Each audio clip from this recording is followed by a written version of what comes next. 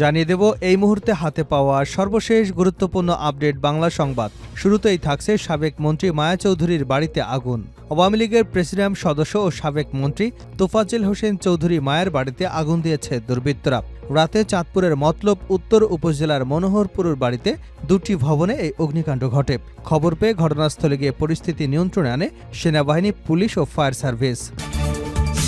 এবারে জানাবো, খুন আর বিরোধীদের নিশ্চিহ্ন করাই ছিল হাসিনার দর্শন। বিএনপির সিনিয়র যুগ্ম মহাসচিব রুহুল কবির রিজভী বলেছেন, পুরুষের চাইতে নারীর মমত্ববোধ, স্নেহবোধ, ভালোবাসা বেশি থাকে, এটাই আমরা জানি। কিন্তু এমন এক নারী বাংলাদেশের প্রধানমন্ত্রী ছিলেন যার মধ্যে কোনো মমত্ব, ভালোবাসা, স্নেহ বলতে কিছুই ছিল না। সে তার বাবার হত্যাকাণ্ডের শোধ নেবে, এটাও বড় কথা ছিল না। বড় কথা ছিল দেশটাকে তার বাপের জমিদারি মনে করত। জানাবো, দীর্ঘ সময় মানুষকে ভোটাধিকার ছাড়া রাখলে পরিণতি ভালো হবে না, কাদের সিদ্দিকী। কৃষক শ্রমিক জনতা লীগের সভাপতি আব্দুল কাদের সিদ্দিকী বলেছেন, দীর্ঘ সময় মানুষকে ভোটাধিকার ছাড়া রাখলে পরিণতি খুব ভালো হবে না। তিনি বলেন, এদেশের মানুষ চায় গণতন্ত্র, চায় ভোটাধিকার। শেখ হাসিনা এরকম ন্যাক্কারজনক পতনের প্রধান কারণ তিনি মানুষের ভোটাধিকারকে সম্মান করেন নাই। এদিকে তারেক রহমানের দেশে ফেরা প্রসঙ্গে যা বলল যুক্তরাজ্য। যুক্তরাজ্যের প্রশান্ত মহাসাগর বিষয়ক প্রতিমন্ত্রী ক্যাথরিন ওয়েস্ট জানিয়েছেন, লন্ডনে থাকা বিএনপির ভারপ্রাপ্ত চেয়ারম্যান তারেক রহমানকে সরকার দেশে ফেরাতে চাইলে ব্রিটেন সহায়তা করবে। রোববার সকালে পররাষ্ট্র উপদেষ্টা মোহাম্মদ তৌহিদ হোসেনের সঙ্গে বৈঠক শেষে সাংবাদিকদের এক প্রশ্নের জবাবে একথা বলেন তিনি। জানিয়ে দেব, গাজীপুরে গ্যাস সিলিন্ডার বিস্ফোরণে নারীসহ দগ্ধ 4। গাজীপুরের কাশিমপুর বাগবাড়ি এলাকায় গ্যাস সিলিন্ডার লিকেজ থেকে বিস্ফোরণের ঘটনা ঘটেছে। এতে নারীসহ 4 জন দগ্ধ হয়েছেন। শনিবার দিবাগত রাতে ঘটনা ঘটে। এবং সর্বশেষ জানাবো আন্তর্জাতিক সংবাদ। নেতানিয়াহুর বাসভবনে বোমা হামলা, আতঙ্কে ইসরায়েল। ইসরায়েলের প্রধানমন্ত্রী বেনইয়ামিন নেতানিয়াহুর উত্তরাঞ্চলীয় সিজারি এলাকায় অবস্থিত ব্যক্তিগত বাসভবনে দুটি ফ্ল্যাশ বোমা নিক্ষেপ করা হয়েছে। পুলিশ জানায়, নেতানিয়াহুর বাড়ির বাগানে পড়ে দুটি ফ্ল্যাশ বোমা। হামলার পর ওই বাসভবনে আগুন ধরে যায়, তবে কোনো হতাহতের খবর পাওয়া যায়নি। হামলার সময় নেতানিয়াহু এবং তার পরিবার বাসভবনে ছিলেন না। খবর রয়টার্সের। এতক্ষণ শিরোনাম শুনছিলেন, এবার বিস্তারিত। প্রিয় দর্শক, আপনি যদি এই চ্যানেলে নতুন হয়ে থাকেন, ভিডিওটি দেখতে দেখতে চ্যানেলটি সাবস্ক্রাইব করে আমাদের সঙ্গে থাকুন। আর এই ভিডিও সম্পর্কে আপনি আপনার মূল্যবান মতামতটি কমেন্ট বক্সে জানিয়ে দিন। আর হ্যাঁ প্রিয় দর্শক, জানিয়ে দিন ভিডিওটি কোথা থেকে দেখছেন। সাবেক মন্ত্রী মায়া চৌধুরীর বাড়িতে আগুন। আওয়ামী লীগের প্রেসিডিয়াম সদস্য সাবেক মন্ত্রী তোফাজ্জল হোসেন চৌধুরী মায়ের বাড়িতে আগুন দিয়েছে দুর্বৃত্তরা। শনিবার রাতে চাঁদপুরের মতলব উত্তর উপজেলার মনোহরপুরের বাড়ির দুটি ভবনে এ ঘটনা ঘটে। খবর পেয়ে ঘটনাস্থলে গিয়ে পরিস্থিতি নিয়ন্ত্রণে আনে সেনাবাহিনী, পুলিশ ও ফায়ার সার্ভিস। রোববার ফায়ার সার্ভিস অ্যান্ড সিভিল ডিফেন্সের মতলব উত্তর ইনচার্জ ইন্সপেক্টর নুরুল করিম বলেন, রাত 11টার দিকে খবর পাই মায়া চৌধুরীর বাড়ির দুটি তিনতলা ভবনের নিচতলায় আগুন দেওয়া হয়েছে। ঘটনাস্থলে গিয়ে আগুন নিয়ন্ত্রণে আনে ফায়ার সার্ভিস। মতলব উত্তর থানার ভারপ্রাপ্ত কর্মকর্তা প্রদীপ বলেন, রাতে খবর পেয়ে তাৎক্ষণিক ঊর্ধ্বতন কর্তৃপক্ষকে জানাই, আমাদের এসপি মহোদয়ের নির্দেশে যৌথ বাহিনীর নেতৃত্বে ঘটনাস্থলে যাই।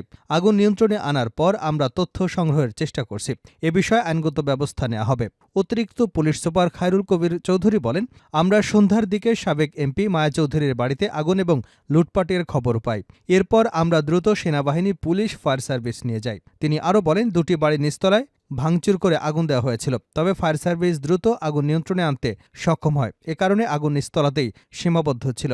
কারা এ ঘটনার সঙ্গে জড়িত, এ বিষয়ে আমরা তথ্য সংগ্রহ করছি। মতলব উত্তর উপজেলা বিএনপির সাবেক সিনিয়র সহসভাপতি সারোয়ার মজুমদার বলেন, আমরা এটিকে ন্যাক্কারজনক ঘটনা মনে করি। আমরা এটিকে এক বিন্দুও সমর্থন করি না। এ ঘটনায় আমাদের পরিবারের কোনো সদস্য কোনোভাবেই জড়িত নয়। আমাদের নেতা তারেক রহমান, আমরা কখনই সহিংসতা রাজনীতি করি না। সহিংসতা রাজনীতিকে আমরা প্রশ্রয় দেই না। খুন আর বিরোধীদের নিশ্চিহ্ন করাই ছিল হাসিনার দর্শন।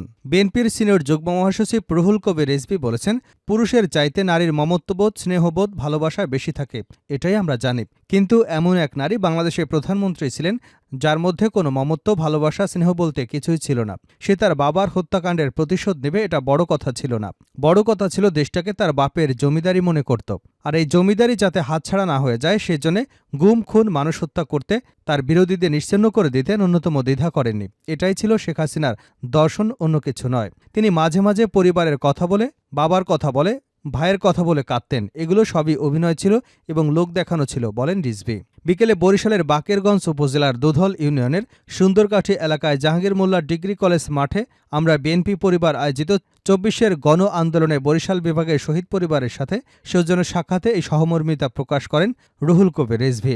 তিনি বলেন, শেখ হাসিনা ছলে বলে কৌশলে জুলুম করে ক্রসফায়ার দিয়ে গুম করে ক্ষমতায় থাকতে চেয়েছিল, আর ওই ক্ষমতায় থাকার গ্যারান্টি নিশ্চিত করেছিল পার্শ্ববর্তী দেশ, যেখানে তিনি এখন পালিয়ে আছেন, আশ্রয় পেয়েছেন। পৃথিবীর কোনো দেশ তাকে গণতান্ত্রিক প্রতিষ্ঠানের কেউ শেখ হাসিনাকে সমর্থন করেনি, শুধুমাত্র পার্শ্ববর্তী দেশ তাকে সমর্থন করেছে। তিনি বলেন, তার মানসিকতায় কোনো সহমর্মিতা নেই, কোনো সহ অবস্থানে শেখ হাসিনা বিশ্বাস করে না। শেখ হাসিনা বিশ্বাস করে মারো, ধরো আর আমাকে ক্ষমতা দাও, আমি ক্ষমতায় বসবো। কোনো গণতন্ত্র বুঝি না, আইনের শাসন বুঝি না, বিচার বিভাগের স্বাধীনতা সহ কিছুই বুঝি না, একমাত্র স্বাধীনতা আমার। দীর্ঘ সময় মানুষকে ভোটাধিকার ছাড়া রাখলে পরিণতি ভালো হবে না, কাদের সিদ্দিকী। কৃষক শ্রমিক জনতা লীগের সভাপতি আব্দুল কাদের সিদ্দিকী বলেছেন, দীর্ঘ সময় মানুষকে ভোটাধিকার ছাড়া রাখলে পরিণতি খুব ভালো হবে না। রোববার সকালে টাঙ্গাইলের সন্তোষে মৌলানা আব্দুল হামিদ খান ভাসানীর ৪৮তম মৃত্যুবার্ষিকী উপলক্ষে মাজার জিয়ারত শেষে কথা বলেন তিনি। কাদের সিদ্দিকী বলেন, এদেশের মানুষ চায় গণতন্ত্র, চায় ভোটাধিকার। শেখ হাসিনার এরকম ন্যাক্কারজনক পতনের কারণ তিনি মানুষের ভোটাধিকারকে সম্মান করেন নাই। পরপর বেশ কয়েকবার মানুষকে সঠিকভাবে ভোট দিতে দেন নাই, যার ফল হয়েছে এটা। তিনি বলেন, অতি সম্প্রতি বাংলাদেশে একটা মারাত্মক পরিবর্তন হয়েছে, কিন্তু অতীতকে বর্জন করে, অস্বীকার করে এই পরিবর্তন যদি কেউ করতে চায় তাহলে আহমকের স্বর্গে বাস করছে। দুদিন পরে তাদেরও এরকম করতে হবে। সাংবাদিকদের প্রশ্নের জবাবে তিনি আরও বলেন, মানুষ খুব আশা করেছিল, কিন্তু গত এই ৩ মাসে মানুষের আশার মতো কোনো ফল পায়নি। সাধারণ মানুষের যে উপার্জন, তারা বাজারে যেতে পারছে না, স্ত্রীপুত্র পরিবার নিয়ে ভালোভাবে খেতে পারছে না। কাদের সিদ্দিকী বলেন, যারা সরকার চালাচ্ছে তাদের অনুরোধ করব যেন সরকারের মানুষের কথা বিবেচনা করে। ক্ষমতা কারোর জন্যই চিরস্থায়ী নয়, যারা ছিলেন তাদের জন্য যেমন নয়, আজকে যারা আছেন তাদের জন্যও চিরস্থায়ী নয়। এজন্য দেশের মানুষের কথা চিন্তা করুন, দেশের মানুষকে সম্মান করুন, অতীতকে সম্মান করুন।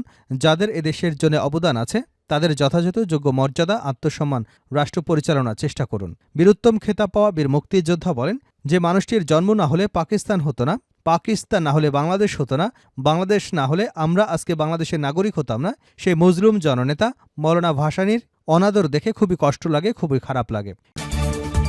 তারেক রহমানের দেশে ফেরা প্রসঙ্গে যা বলল যুক্তরাজ্য।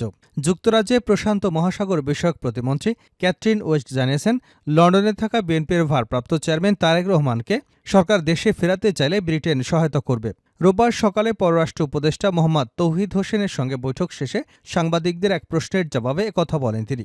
বৈঠকে কী বিষয়ে আলোচনা হয়েছে এমন প্রশ্নের জবাবে ক্যাথরিন ওয়েস্ট বলেন, বাংলাদেশের গণতান্ত্রিক ভবিষ্যৎ নিয়ে আলোচনা হয়েছে পররাষ্ট্র উপদেষ্টার সঙ্গে। এছাড়া বাংলাদেশে গণতন্ত্র ফেরাতে ডক্টর ইউনূসের রূপরেখা ঘোষণা করবে আশা ব্রিটেনের। সেই সঙ্গে রাজনীতিতে সব দলের জন্য লেভেল প্লেয়িং ফিল্ড প্রত্যাশা করে যুক্তরাজ্য। বিএনপির ভারপ্রাপ্ত চেয়ারম্যান তারেক রহমানকে ফেরানোর প্রসঙ্গে জানতে চাইলে তিনি বলেন, কোনো নির্দিষ্ট ব্যক্তির বিষয়ে কথা হয়নি, তবে সরকার চাইলে আমরা সহায়তা করতে প্রস্তুত। রোহিঙ্গা ইস্যুতে ক্যাথরিন ওয়েস্ট বলেন, সামরিক জান্তার দমন পীড়নে মিয়ানমার থেকে পালিয়ে বাংলাদেশে আশ্রয় নেওয়া রোহিঙ্গাদের সহায়তার জন্য আরও ১০ বিলিয়ন পাউন্ড দেবে যুক্তরাজ্য। ক্যাথরিন ওয়েস্ট গতকাল ১৬ই নভেম্বর দুদিনের সফরে ঢাকায় আসেন। গত ৮ই অগাস্ট অন্তর্বর্তীকালীন সরকার দায়িত্ব নেবার পর যুক্তরাজ্য সরকারের কোনো জ্যেষ্ঠ প্রতিনিধির এটাই প্রথম বাংলাদেশ সফর। প্রসঙ্গত, ২০০৭ সালে সেনা সমর্থিত তত্ত্বাবধায়ক সরকারের সময় আটক হয়েছিলেন তারেক রহমান। পরে তিনি জামিনে মুক্ত হয়ে ২০০৮ সালের ১১ই সেপ্টেম্বর লন্ডনে চলে যান। এরপর লন্ডনে থেকে রাজনৈতিক কার্যক্রম শুরু করেন। ২০১৮ সালের ফেব্রুয়ারিতে বিএনপির চেয়ারপারসন খালেদা জিয়াকে দুর্নীতির মামলায় কারাদণ্ড দেওয়ার পর দলের ভারপ্রাপ্ত চেয়ারম্যানের দায়িত্ব নেন তারেক রহমান। এরপর লন্ডনে থেকে দল পরিচালনা করে আসছেন তিনি। শেষ করছে আন্তর্জাতিক সংবাদ দিয়ে। নেতানিয়াহুর বাসভবনে বোমা হামলা, ইসরায়েলে আতঙ্ক। ইসরায়েলের প্রধানমন্ত্রী বেনিয়ামিন নেতানিয়াহু উত্তরাঞ্চলীয় সিজারে এলাকায় অবস্থিত ব্যক্তিগত বাসভবনে ২টি ফ্ল্যাশ বোমা নিক্ষেপ করা হয়েছে। পুলিশ জানায়, নেতানিয়াহুর বাড়ির বাগানে পড়ে ২টি ফ্ল্যাশ বোমা। হামলার পর ওই বাসভবনে আগুন ধরে যায়, তবে কোনো হতাহতের খবর পাওয়া যায়নি। হামলার সময় নেতানিয়াহু এবং তার পরিবার বাসভবনে ছিল না, খবর রয়টার্সের। শনিবার সন্ধ্যায় সিজারে এলাকায় নেতানিয়াহুর ব্যক্তিগত বাসভবনে বোমা নিক্ষেপ করা হয়। ইসরায়েলি পুলিশের বরাদ্দে রয়টার্স জানায়, হামলার ঘটনায় ইসরায়েলের নিরাপত্তা বাহিনী, বিনশেত এবং পুলিশ একযোগে তদন্ত শুরু করে। প্রতিরক্ষামন্ত্রী এই হামলার ঘটনায় ঘটনায় ক্ষোভ প্রকাশ করে বলেন, ইরান এবং তার ছায়া সংগঠনের কাছ থেকে হত্যার হুমকি পেয়ে প্রধানমন্ত্রী এবং তার নিজের বাসভবনেও একই ধরনের হুমকি সইতে হবে। এটা সম্ভব নয়। তিনি নিরাপত্তা এবং বিচার সংস্থাগুলোকে অবিলম্বে কার্যকর পদক্ষেপ নেবার আহ্বান জানান। নেতানিয়াহুর বাসভবনে এই হামলার ঘটনা সব সীমা লঙ্ঘন হিসেবে আখ্যায়িত করে অপর এক মন্ত্রী ইতামার বেন গাভির বলেন, প্রধানমন্ত্রীর বিরুদ্ধে উস্কানি সব সীমা ছাড়িয়ে গেছে এবং তার বাসায় ফ্ল্যাশ বোমা নিক্ষেপ করা আরও একটি লাল রেখা পার করবার সমান। এই হামলার ঘটনায় দেশটির রাজনৈতিক মহলে নিন্দার ঝড় উঠেছে। বিরোধী দলীয় নেতার ইয়া লাপিদ এবং জাতীয় ঐক্যের চেয়ারম্যান বেনি গ্যান্তস আইনি ব্যবস্থা গ্রহণের আহ্বান জানিয়েছে। ইসরায়েলের প্রেসিডেন্ট আইজাক হারোজ এ হামলার তীব্র নিন্দা জানিয়েছে এবং দোষীদের শাস্তি নিশ্চিত করার উপর গুরুত্ব আরোপ করেছে। তবে বোমা নিক্ষেপের পর এখন পর্যন্ত কোনো পক্ষই হামলার দায় স্বীকার করেনি। ইসরায়েলের উত্তর সীমান্তে অক্টোবর 2023 থেকে লেবাননের হিজবুল্লাহ গোষ্ঠীর সঙ্গে দেশটির বাহিনীর ব্যাপক গোলাগুলি চলে আসছে।